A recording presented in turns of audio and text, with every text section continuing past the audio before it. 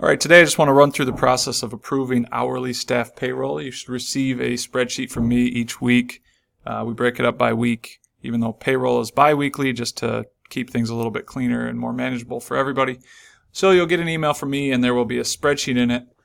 Now that we have Google Docs, you can click on the spreadsheet and open this in Google Sheets. I don't personally prefer Google Sheets for Excel documents, but if you want to go that route, you probably can.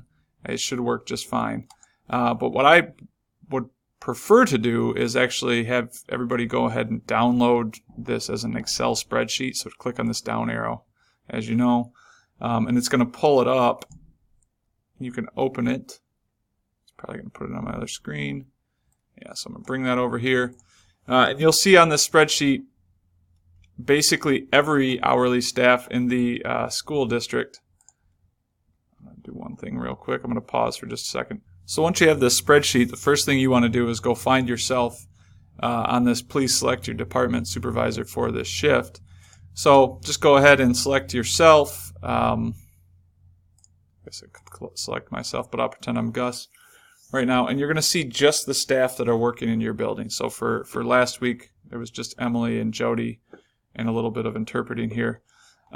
So the idea here is you can click on each employee, Emily Garnell, for example, and look, okay, Monday, Tuesday, Wednesday, Thursday, Friday, and you can see she worked that duration on each day.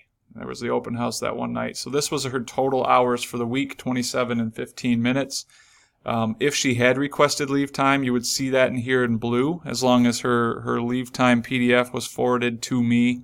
At some point during the week, I would have already input that before I sent it to you, and you would see that as well. Let's go to somebody. I think Jody missed a punch. So as I go through and I doctor up this document, when I see missed punches, I will highlight them in yellow, such as this right here. So hopefully the idea here is you can have a simple conversation with each employee. You'd go to Jody and say, hey Jody, you just had a regular lunch, you missed a punch on 8:20.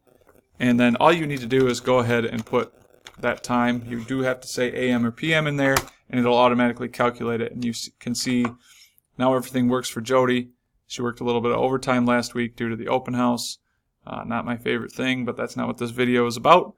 And then you can move on to the next employee. So then you would go to Evelyn and just kind of go down the line like that. If everything looks right for each employee, you're gonna go ahead and improve it.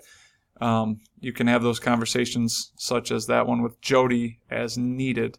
You should also make sure that you double check and see that each employee worked each day, or has, now that I will put the time off requests in there, you should see something for each day of the week.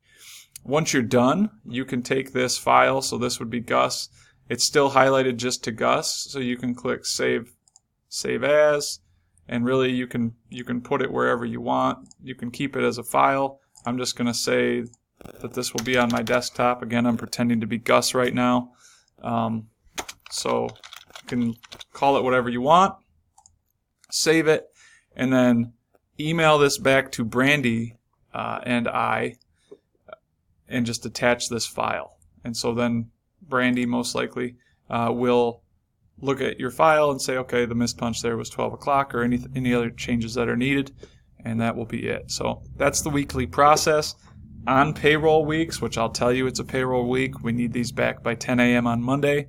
On off weeks, if you can just get them back to us sometime throughout the week, that would be great. So hopefully this helps for the payroll approval process. Have a great day.